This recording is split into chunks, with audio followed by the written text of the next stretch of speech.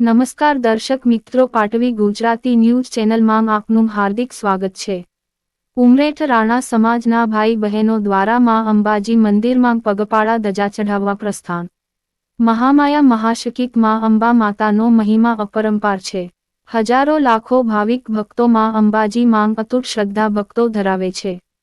ગુજરાત અને દેશ પરદેશમાંથી ભાદરવા મહિનામાં ધજા ચડાવી માનતાઓ પૂરી કરવાનો મહિમા છે।